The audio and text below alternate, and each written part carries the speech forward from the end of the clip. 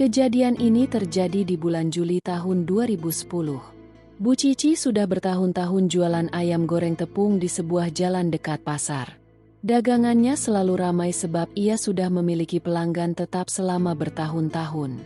Sejak anak-anak Bu Cici masih SM hingga saat ini sudah menikah semua. Pelanggan tetap setia membeli ayam goreng buatannya. Pelanggan Bu Cici mulai dari anak-anak sekolah, pekerja, hingga ibu rumah tangga.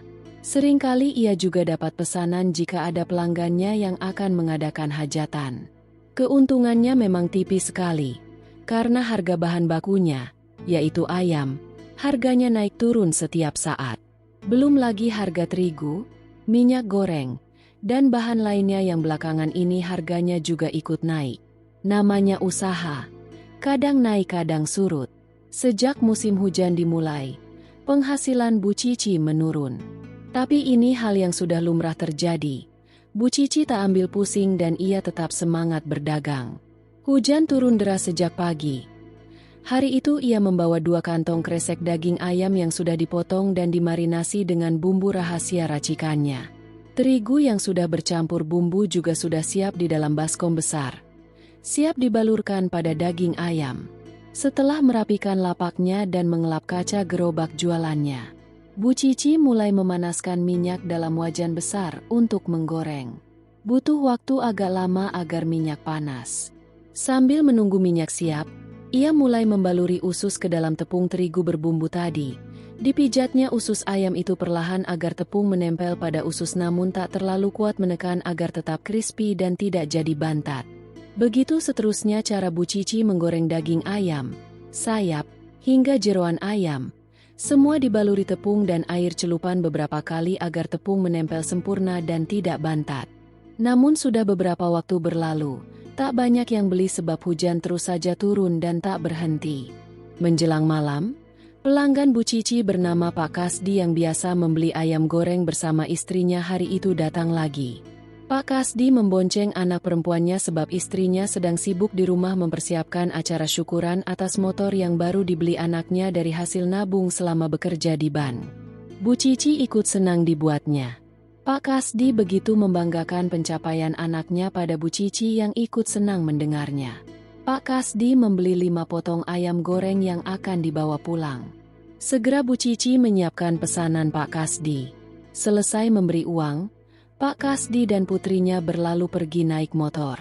Di tengah hujan yang masih turun, Bu Cici duduk di kursinya biasa menunggu pelanggan. Ia melihat banyak pedagang yang ada di sekitarnya mulai menutup gerobak dagangan mereka, karena dirasa malam nanti akan semakin sepi. Hujan juga tak mereda sejak pagi. Orang-orang mungkin malas keluar rumah. Sehingga setelah maghrib hanya beberapa gerobak penjual saja yang masih tersisa dan bertahan. Sekitar pukul 8 malam, Bu Cici sudah mulai bersih-bersih dan hendak menutup jualannya di pukul 8:30 malam seperti biasanya. Bu Cici mencuci wajan dan peralatan lain di keran air yang berada di dekat gerobak dagangannya. Udara dingin menusuk tengkuk lehernya. Sesekali entah kenapa ia merasa ada yang berdiri di depan gerobaknya seperti pembeli yang biasanya datang. Ia menoleh beberapa kali namun tak ada siapapun di sana. Bu Cici kembali fokus mencuci peralatannya. Namun kembali ia merasa udara dingin berhembus seolah memberi pertanda akan datangnya sesuatu. Suasana yang sudah sepi, juga jarak yang agak jauh dari pedagang lain yang masih buka, membuat Bu Cici buru-buru ingin pulang. Tapi yang tak diduga, pelanggannya bernama Pak Kasdi yang tadi sudah membeli, kini kembali lagi ke tempat jualan Bu Cici. Kali ini beliau jalan kaki dan basah kuyup. Bu Cici melihat dari kejauhan sosok Pak Kasdi yang berjalan tanpa sandal itu. Pria 60-an tahun itu berjalan mendekat ke gerobak Bu Cici. Bu Cici bertanya apakah Pak Kasdi mau membeli ayam goreng lagi? Tapi Pak Kasdi hanya berdiri diam, lalu tersenyum dengan wajah yang bingung. Ekspresi ganjil itu segera ditangkap oleh Bu Cici. Barangkali benar kata orang-orang, jika Pak Kasdi sudah mulai pikun. Sejak 2 bulan lalu ia tak pernah lagi diizinkan anaknya untuk naik motor sendirian. sehingga kemana-mana selalu dibonceng istri atau kadang anak perempuannya. Saat Bu Cici bertanya apa yang dilakukannya di sini tanpa memakai payung dan sandal, Pak Kasdi hanya terlihat bingung, seolah mencari jawaban di dalam kepalanya namun tak ketemu.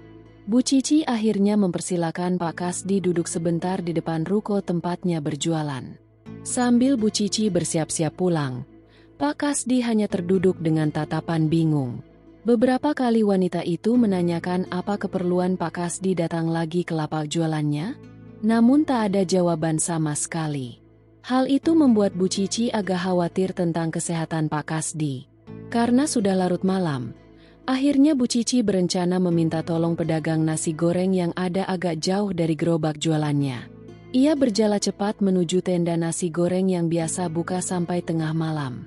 Cak Robi namanya. Bersama saudara laki-lakinya ia biasa jualan nasi goreng. Bu Cici berunding sebentar dan menunjukkan keberadaan Pak Kasdi yang tadi sedang duduk di depan ruko.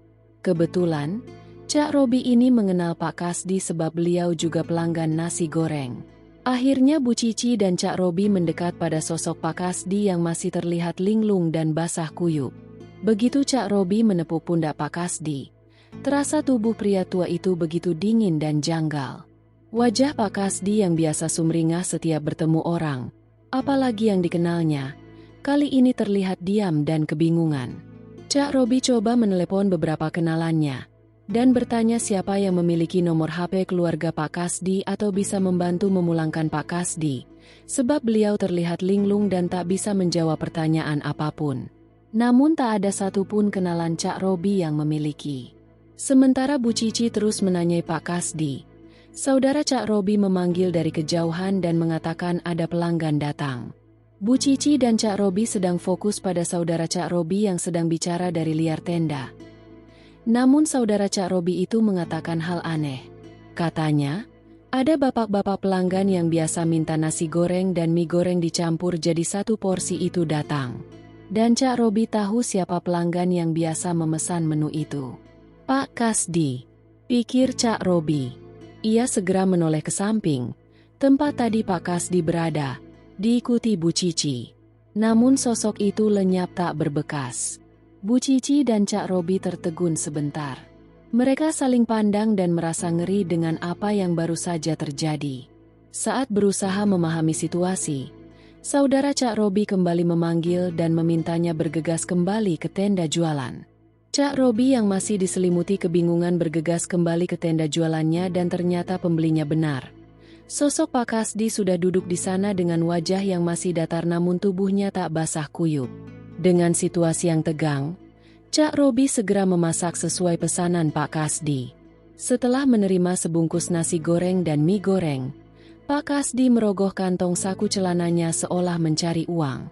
Namun karena begitu lama dan tak segera menemukannya, Cak Robi segera mengatakan, tidak apa-apa dibawa dulu nasinya.